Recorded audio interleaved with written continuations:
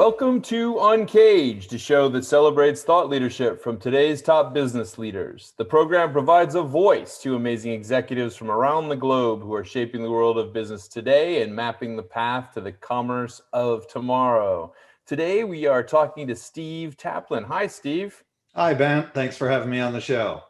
Yeah, it's great to have you here, Steve. Steve is the CEO at Sonatafy Technologies. Sonatafy is a premier IT services firm, really that provides clients, I would say, the expertise in almost every cutting edge area of technology, whether it be cloud solutions, web and mobile applications, e-commerce, big data, DevOps, Q&A, IoT, machine learning.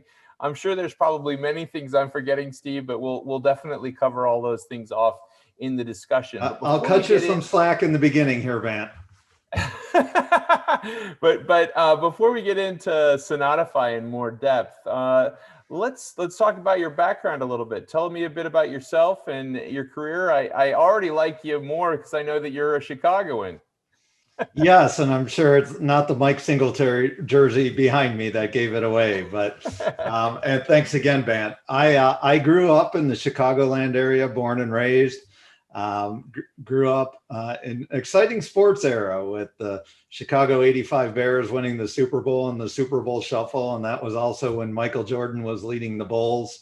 And I was probably at 20 or 30 games with Jordan and Pippen, and it kind of ruined basketball for me after that era. But grew up in the Chicagoland area.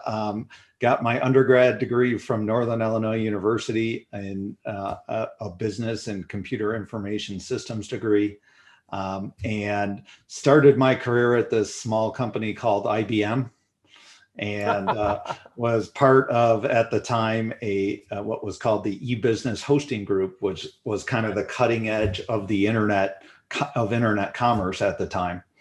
And I also got my MBA degree while I was started my career at IBM, and I got that in entrepreneurship. Oh, wow. And I'm a happily married man, 2 children. I have a daughter that's getting ready to go to college next year. And my passions are around my family, around technology, around entrepreneurship and leadership. That's excellent. I mean, I'm excited to go through some of those in more depth, and certainly I think you and I are of the same era, the Super Bowl Shuffle, and watching all those both that old, Vant. Yeah, all those amazing Bulls games, and probably of the same era where we get annoyed when people even think that LeBron James is as good as Michael Jordan. So tell me a little bit more about Sonatafy. I mean, you guys are working on really amazing stuff. I'd love to hear the path of the company and really what you guys are focused on right now. Sure. And when I look at, and I've had a passion for technology and everything around it, and have worked at large Fortune 500 firms, as well as for 13 years, I ran my own tech-based private equity firm.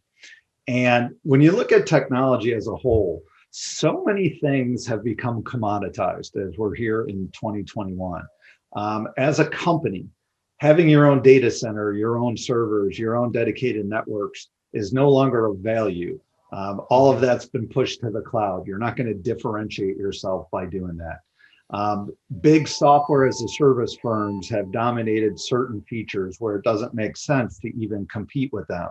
So what that leaves from a technology perspective for any company across any spectrum is your enterprise software and your custom end user experience that you are creating for your users.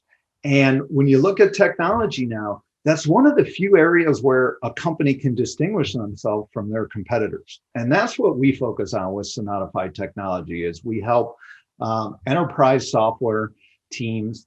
Most of our clients are based in the US and have core teams, software development teams in the US. And we provide resources out of Latin America that offer what's referred to as Nearshore software development support. That's great. I mean, I would say that over the last year with the pandemic, we've seen obviously the way that technologies are employed by companies increase multifold, and I can only imagine that some of the new challenges that you guys are facing. But I mean, in all those areas that you are working on right now, where do you see some of the most interesting activity? I mean, I saw that you guys are touching in the machine learning space, and you're an IBM guy. Obviously, the Watson, from Watson to whatever you guys are working on today. I'd be curious how that space is evolving for you. So certainly there are some cutting edge activities going on with AI, artificial intelligence, machine learning, as well as security is always top of mind in this industry with everything going on.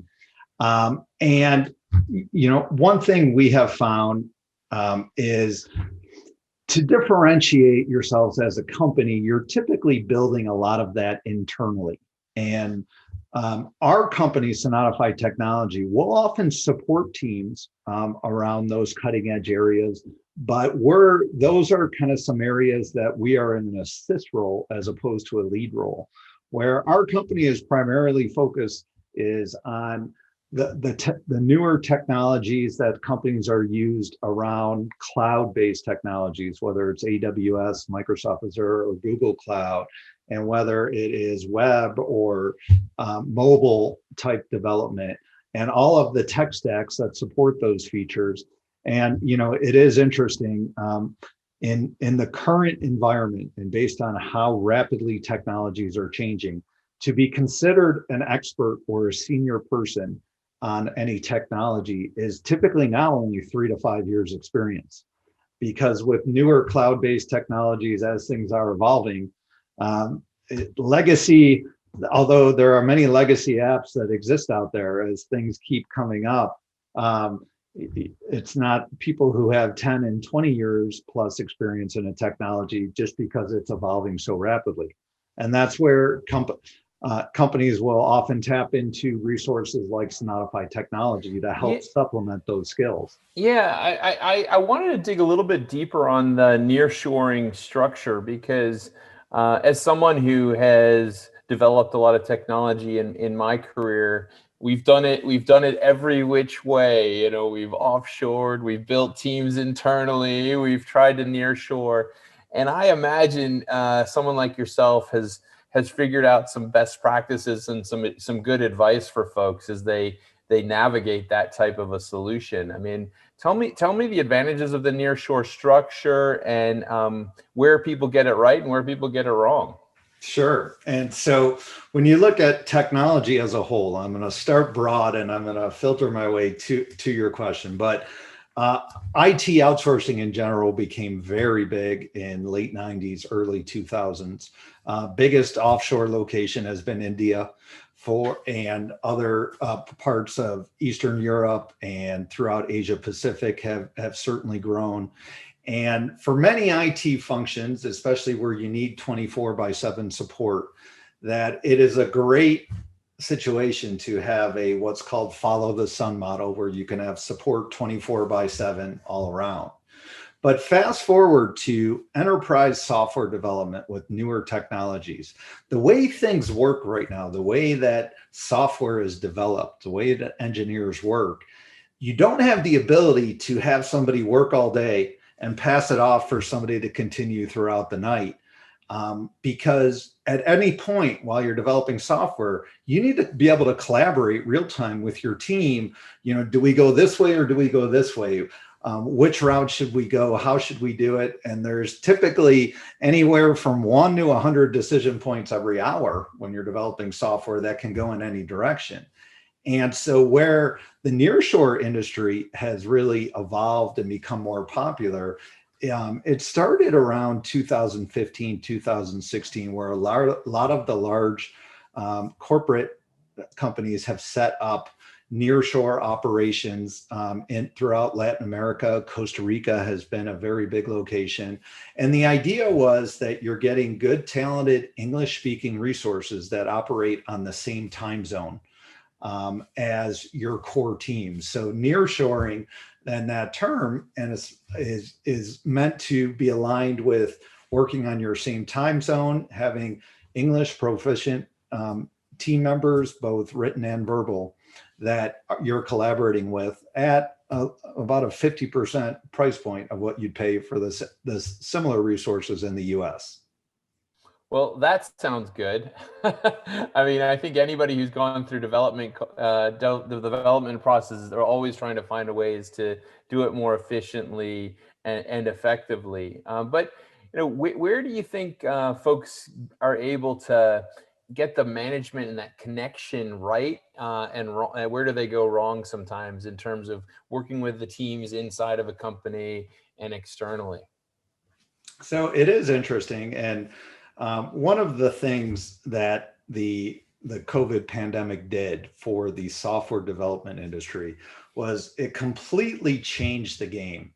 And so when you would look at small to medium-sized businesses throughout the US, prior to the pandemic, many of them had the strategy of putting everybody in an office building together. All your software developers, same location, working together, Yep. collaborate. Where a lot of the larger companies before the pandemic were working in a more distributed model. But the pandemic forced the remote work environment for all companies. And certainly, as we're seeing light at the end of the tunnel coming out of this pandemic, I personally don't think we'll go back to how it was. I think we'll go back to a hybrid approach.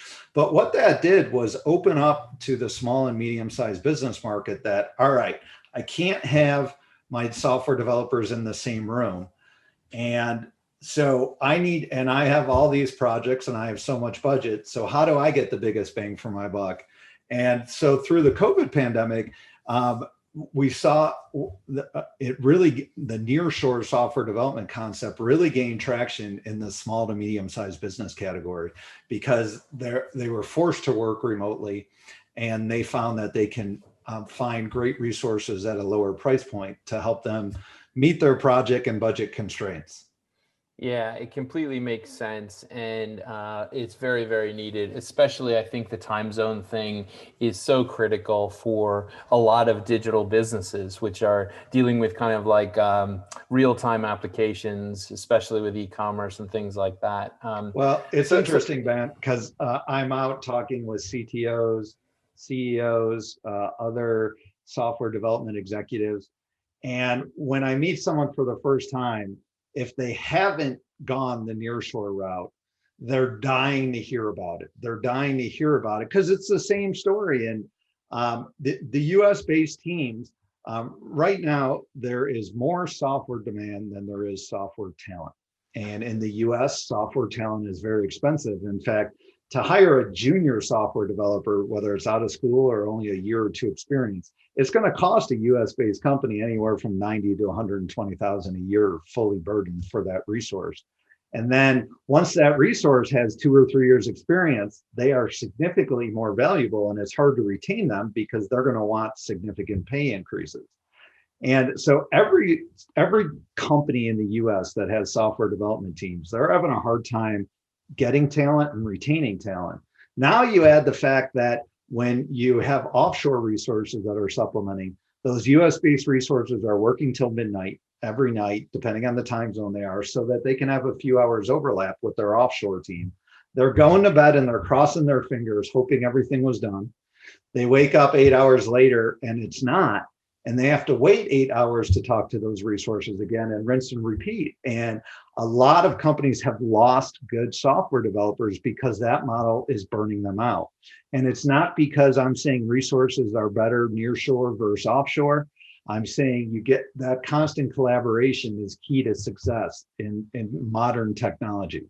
yeah, I think what I'm hearing is that there are some, you know, really some benefits with kind of a nearshore, even an offshore model. But the reality is that maybe some of the human limitations, you know, like maybe the reality is that we're still talking about human beings that have to overlap and have to collaborate and find ways to work together.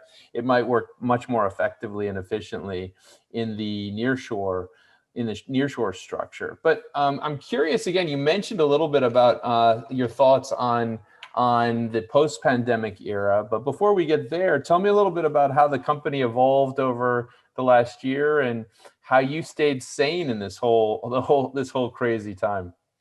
So, and that's a very fair question. And it's, we are one of those businesses that the pandemic brought significant opportunities for us. And with that, we and businesses like ours, and whether you're nearshore or offshore, you always had to have physical locations in these other countries that your employees and team members would come to and collaborate with. And so obviously with the pandemic, it had everybody working from home. So my first concern was, all right, our employees and our team members going to be able to have quiet workspaces in their house that they can work from? And is their internet bandwidth going to be strong enough to be able to do Zoom calls and have Slack going and be doing email? And it was actually a phenomenal experience for us. And midway through last year, we shut down all of our office locations, and it's allowed us to expand our business significantly because the work from home model has worked very well. And don't get me wrong, all of us, me included, are going a little stir crazy, staring in Zoom calls all day and just being remote. But on the flip side, it's amazing how much more quality of life that you have when you don't have to worry about commuting an hour or more each way every day, where to go eat lunch, you got to walk to your kitchen and it might take you 15 minutes versus if you're in the office and you're going out and it's an hour and a half. And we've seen it lead to, outside of the stir craziness, with which we are focused on trying to make things fun, having a fun, motivating environment, and always having each other's back. It has led to more productive and happier employees. And so I think sometimes in the US we take for granted, because work from home in the US has been so common for very long. But in a lot of nearshore and offshore locations, these people never had the opportunity to work from their house, and they're just loving it. And so it's been a positive thing for our business, and we've been able to adapt by going fully remote and virtual. I love that. And I was chatting with a woman who's the senior partner at a law firm yesterday, and she had almost the identical things to say. She was loving working at home, but her firm was pushing hard to get everyone back into the office, and she highlighted that just avoiding the commute alone was a huge godsend for her, because lawyers operate on a billable basis, right? An hourly billable basis. So she said she was finding an extra 3.5 to 4 hours every day, avoiding that commute. So well, and Van, you mentioned earlier that you live in Manhattan. I can't even imagine the time you save working from your home. Exactly. So, you talked about the remote structure and how that's working for your business. And I imagine, like all of us, you're making plans for the next phase, what the rest of this year will look like, what next year will look like. Are you guys going to stay virtual, or how are you going to manage that? So great question, and I'm asked that. And if you can't answer, that's okay. No. I know a lot of folks are still working it out. My response to that is, for the next year, I do expect us to remain virtual. And post a year, I could see us going to a hybrid environment, not like it was before, but a hybrid environment where we have remote operational centers that team members will have the opportunity to go to, maybe once, twice, 3 times a week. One thing in the US that I think we take for granted is how aggressive COVID vaccinations have been, and how well the US is doing versus internationally. And also a lot of throughout Latin America, where our engineers are, The situation is not underhand and controlled the same way it is in the US. And so realistically, when we start going back in the US, I would expect nearshore and offshore locations to be 12 to 24 months behind us based on their rollout of the vaccines. So that's where really my prediction comes from as far as when we'll get back and how we'll do it. Yeah, that's actually quite helpful and insightful. We have offices around the world, and we've seen the same challenges. Spain is just really getting out of lockdown, and India is obviously going through a terrible, terrible moment. So there's certainly challenges around the world, and we'll see how those things play out. But as you guys look forward as a business, there's so many hot topics, and certainly you guys are working on many of them already. I mean, what do you think is going to dominate the tech discussion over the next year and a half, and for some of your clients? So I am biased in that realm, but outside of kind of the key buzzwords around machine learning, artificial intelligence, and then security, which will always be a concern, when you push those aside, it's about your custom user experience and how that's going across web and mobile. And we have companies from manufacturers to healthcare and life sciences companies, all the way through fintech companies. And it's across every industry. And especially as this hybrid work from home environment is going to continue to be around, that just makes that custom software, that custom experience even more important for capturing and retaining your clients. And so I don't see that changing. And as technologies keep evolving, there's always going to be a need to keep innovating, to stay ahead. There is a trend in the software development space of what's called no code or low code environment, which are environments that allow business people, non-programmers, to be able to do some programming functions.